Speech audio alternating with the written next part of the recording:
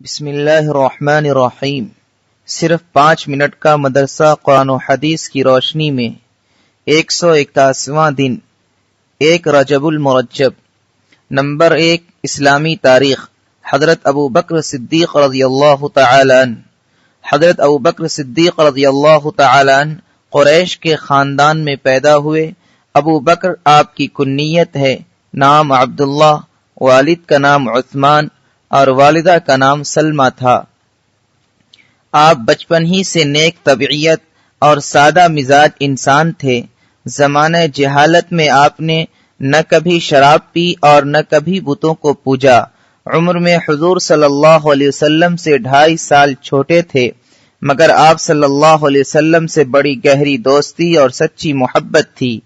آپ نے حضور صلی اللہ علیہ وسلم کے اخلاق و عادات کو بہت قریب سے دیکھا تھا۔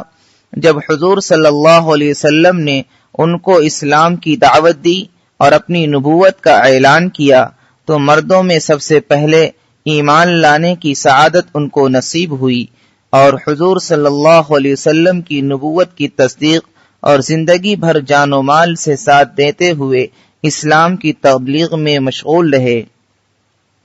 مکہ کی 13 سالہ زندگی میں مشرکوں کی طرف سے پہنچائی جانے والی ہر قسم کی تکلیف کو برداشت کرتے رہے۔ اہم مشورے اور راز کی باتیں حضور صلی اللہ علیہ وسلم نے انہی سے کرتے تھے۔ چنانچہ ہجرت کے موقع پر ابو بکر صدیق رضی اللہ عنہ نے آپ صلی اللہ علیہ وسلم کے ساتھ غار ثور میں 3 دن قیام فرمایا، پھر وہاں سے مدینہ منورہ تشریف لے گئے۔ اسلام کی حفاظت کے لیے ہر موقع پر اپنا مال خرچ کرتے رہے اور دین کی سربلندی کے لیے پوری بہادری کے ساتھ تمام غزوات میں شرکت فرماتے رہے۔ نمبر 2 اللہ کی قدرت۔ مشک اللہ کے خزانے سے آتا ہے۔ مشک ایک بہت ہی قیمتی خوشبو ہے۔ اس کی پیدائش کا معاملہ بہت ہی عجیب و غریب ہے۔ اللہ تعالی نے ایک جانور بنایا ہے جسے ہرن کہتے ہیں۔ اس کی ناف میں خون جمع ہوتا رہتا ہے جو دھیرے دھیرے ایک ڈالے کی شکل اختیار کر لیتا ہے۔ اسی خون کے ڈلے میں اللہ تعالی ایسی خوشبو پیدا کر دیتا ہے جس کو ہم مشک کہتے ہیں۔ ہرن کی ناف میں مشک پیدا ہونے کے بعد اسے تکلیف ہونی شروع ہو جاتی ہے تو وہ درختوں سے اپنے آپ کو رگڑنے لگتا ہے، جس سے وہ ڈلا جنگل میں گر جاتا ہے اور شکاری اسے لے کر بازاروں میں بیچتے ہیں۔ یہ اللہ ہی کی قدرت ہے جو ایک جانور کے خون سے مشک جیسی خوشبو پیدا کر دیتا ہے۔ نمبر 3 ایک فرض کے بارے میں۔ اسلام کی بنیاد۔ رسول اللہ صلی اللہ علیہ وسلم نے فرمایا، اسلام کی بنیاد 5 چیزوں پر ہے۔ نمبر 1 اس بات کی گواہی دینا کہ اللہ کے علاوہ کوئی معبود نہیں اور محمد صلی اللہ علیہ وسلم اللہ کے رسول ہیں۔ نمبر 2 نماز ادا کرنا۔ نمبر 3 زکوٰۃ دینا۔ نمبر 4 حج کرنا۔ نمبر 5 رمضان کے روزے رکھنا۔ نمبر 4 ایک سنت کے بارے میں۔ سنت زندہ کرنے کی فضیلت۔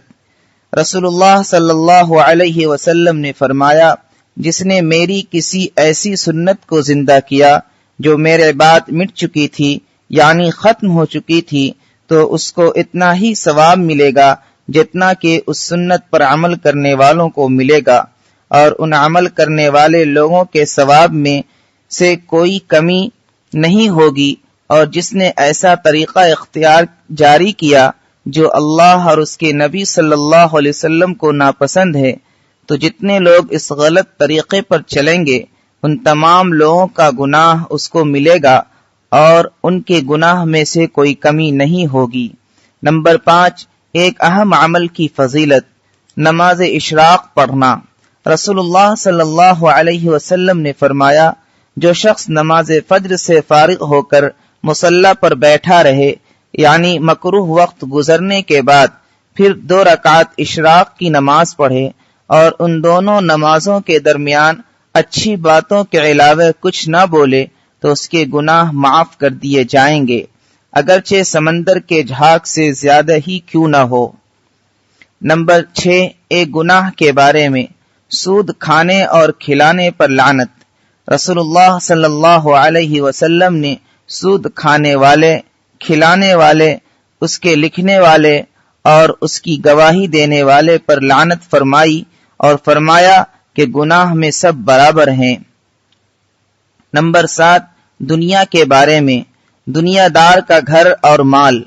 رسول اللہ صلی اللہ علیہ وسلم نے فرمایا، دنیا اس شخص کا گھر ہے جس کا یعنی آخرت میں کوئی گھر نہیں، اور دنیا اس شخص کا مال ہے جس کا آخرت میں کوئی مال نہیں، اور دنیا کے لیے وہ شخص مال جمع کرتا ہے جو ناسمجھ ہے۔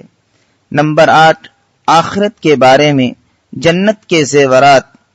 قرآن میں اللہ تعالیٰ فرماتا ہے، جو لوگ ایمان لائے اور نیک اعمال کیے، اللہ تعالیٰ ان کو جنت کے ایسے باغوں میں داخل کریں گے جن کے نیچے نہریں جاری ہوں گی، اور ان باغوں میں ان کو سونے سے بنے ہوئے کنگن اور موتی کے ہار پہنائے جائیں گے، اور ان کا لباس خالص ریشم کا ہوگا۔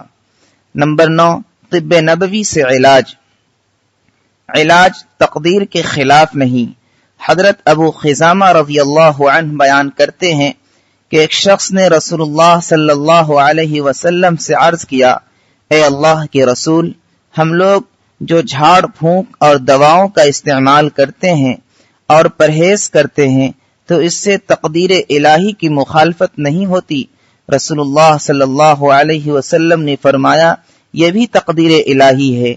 فائدہ، جس طرح مرض اللہ کی طرف سے ہوتا ہے، اسی طرح مرض سے بچنے کی تدبیریں بھی اللہ ہی کی طرف سے وارد ہوئی ہیں، لہذا ان تدبیروں کو اختیار کرنا تقدیر کے خلاف نہیں ہے۔ نمبر 10، قرآن کی نصیحت۔